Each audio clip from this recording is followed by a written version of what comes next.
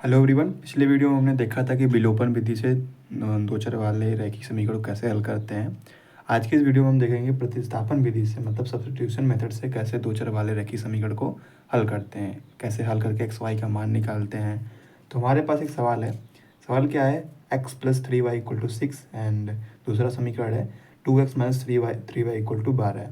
तो इस समीकरण को, इन दोनों समीकरणों को हल करके हमें एक्स वाई का मान निकालना है, वो भी प्रतिस्थापन विधि से। इसको आप और किसी भी विधि से कर सकते हैं, बट हमें इस वीडियो में हम ये देखेंगे कि प्रतिस्थापन विधि मतलब सब्स्टिट्यूशन मेथड से कैसे सॉल्व करके एक्स और वाई का मान निकाल लेंगे। चलिए शुरू करते हैं। आई होप आपको सीरीज पसंद आ रही होगी। अगर पसंद आ रही होगी तो चैनल सब्सक्राइब कर लीजिए। ऐसे और वीडियोज़ के लिए मैंने कई सारे वीडियोज़ बना दिए। ग्राफी विधि भी हो गया, विलोपन विधि भी हो गया, और ये तीसरा वीडियो प्रतिस्थापन विधि पर है। आगे भी दो विधि है, एक है वजह गुणन विधि और एक अव्यय विधि। उस पर वीडियो जल्दी ही आ जाएंगे। तब तक के आप चैनल सब्सक्राइब कर लीजिए। चलिए इसको लगाना शुरू करते हैं। तो सवाल क्या है आपका? x plus 3y equal to 6, ये समीकरण पहला है। दूसरा आपका क्या है? 2x minus 3y equal to 12, ये आपका समीकरण दूसरा है। हमें इन दोनों को हल करके एक्स वाई का मान निकालना, वो भी प्रतिस्थापन विधि मतलब सब्स्टिट्यूशन मेथड से।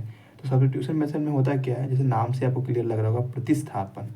सब्स्टिट्यूशन मतलब किसी एक चर को प्रतिस्थापित, मतलब उसके जगह पे कोई और आ जाए, ऐसा मतलब हटा करके कर सकें। तो हम करेंगे क्या, इसमें प्लान क्या होता है कि किसी एक समीकरण को पहले पकड़ते हैं, चाहे पहला चाहे दूसरा।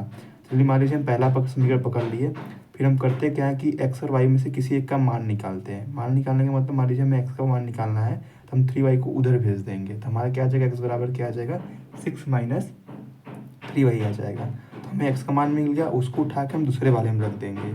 ठीक, ये पूरा प्रोसेस करेंगे। जब दूसरे वाले में रख देंगे तो सब y में हो जाएगा, तो वहाँ से हमें y का मान निकल जाएगा। फिर y का मान जब निकल जाएगा तो किसी एक में रख देंगे, फिर x का मान आ जाएगा। यही प्लान है हमारा है। चलिए करते हैं इस सवाल को। तो सबसे पहले क्या करेंगे, समीकरण एक को पकड़ेंगे, तो लिखेंगे समीकरण एक से। समीकरण एक क्या है आपका, x प्लस 3y बराबर 6 समीकरण एक है। हमें यहाँ से x का मान निकाल लेते हैं, 3y को उधर भेज देंगे तो क्या आ जाएगा, x बराबर 6 माइनस 3y।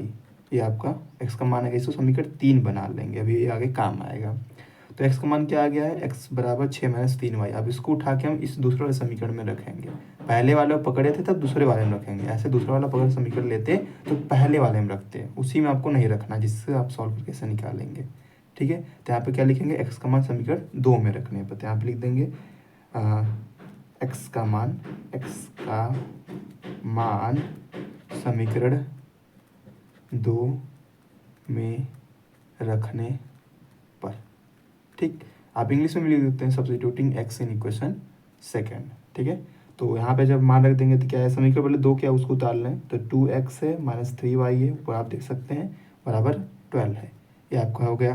अब इसमें हमें एक्स जगह पे क्या रखना है, 6 माइनस 3y रखना है। तो 2 तो ऐसे रहेगा, फिर ब्रैकेट बना करके ऐसे एक्स जगह पे 6 माइनस 3y लिख देंगे, और ये माइनस 3y तो ऐसे रहेगा। ठीक, और इक्वल टू यहाँ पे क्या है, 12 है। यहाँ पे 12 है ना, वही। फिर हम करेंगे क्या कि अब इसको अगर आप ध्यान से देखें तो हमने एक्स पे एक्स की वैल्यू पुट कर दी है 6 माइनस 3y। तो अगर इसको आप ध्यान से देखें तो इसमें क्या है, सब y में है। तो आपको पता है जब एक इक्वेशन हो, उसमें एक वेरिएबल मतलब एक चर हो, तो हम उसको निकाल सकते हैं। तो हम यहाँ पे क्या करेंगे, y का मान निकालेंगे। तो सबसे पहले क्या करेंगे, 2 का अंदर गुणा करेंगे दोनों में, तो 2 का इसमें करेंगे तो 12 माइनस इसमें 6 आ जाएगा, 6y माइनस 3y बराबर 12।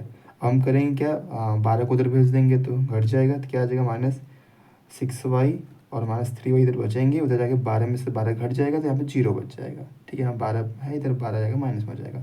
अब देखो दोनों माइनस में है तो ये जुड़ जाएंगे, तो माइनस 9y आ जाएगा, बराबर 0 हो जाएगा।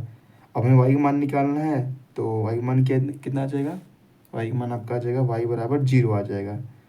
आई वो आपको दिख रहा होगा, हाँ, y बराबर यहाँ पे क्या आएगा, 0 आ जाएगा। कैसे, y यहाँ पे 9 माइनस 9 यहाँ पे गुणे में, इधर जाके देखो बटे में हो जाएगा, तो बटे में 0 आ जाएगा। ठीक, तो हमें यहाँ पे y का मान मिल गया 0। अब इसको उठा के क्या रख देंगे, किसी एक समीकरण में रख देंगे, या फिर आप इसमें रख सकते हैं जो तीसरा समीकरण बनाए हैं। तो इसलिए इसको तीसरा ही बनाया है, ताकि अगर यहाँ पे हम y रख दें तो तुरंत x का मान आ जाएगा। तो हम y का मान क्या रख देंगे, यहाँ पे 0 रख देंगे, तो हमें x का मान मिल जाएगा। तो अब क्या लिखेंगे, समीकरण 3 है नहीं, समीकरण 3 में y का मान रखने पर, तो यहाँ लिख देंगे समीकरण 3 में y का मान रखने पर।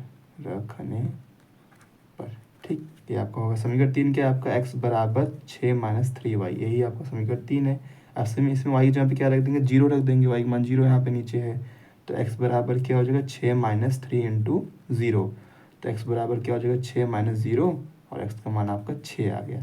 तो आपको मिला क्या, x का मान 6 मिला और y का मान 0 मिला, तो लिखेंगे अतः x बराबर 6 और y बराबर 0, इसका आपका आंसर हो जाएगा। मतलब इस समीकरण को हल करेंगे तो हमें x का मान क्या मिलेगा 6 मिलेगा और y का मान क्या मिलेगा 0 मिलेगा। आप चाहो तो चेक भी कर सकते हो, पिछले वीडियो में बताया था चेक कैसे करते हैं। जो आपको आंसर आता है उसको वापस उठा के इसमें आप रखिए, अगर दोनों तरफ बराबर हो रहा है इसका मतलब आपका सही है। जैसे कि यहाँ पे 6 और 0 रख रहे हैं पहले वाले में, तो यहाँ पे 6 रख दें, यहाँ पे y यहाँ पे 0 रख देंगे, तो 0 से जब गुणा करेंगे 3 तो 0 बन जाएगा, तो 6 प्लस 0, 6 इधर भी आएगा 6 इधर भी है, मतलब बराबर हो रहा है। ऐसे इसमें आप रखिए, एग्जाम पे क्या रख देंगे 6 रख देंगे, 6 दूनी के 12 बन जाएगा और -3 इंटू इसके अंदर 0 रखेंगे 0 बन जाएगा, तो ये 12 इधर और इधर 0, तो 12 ही आएगा, 12 इधर भी है।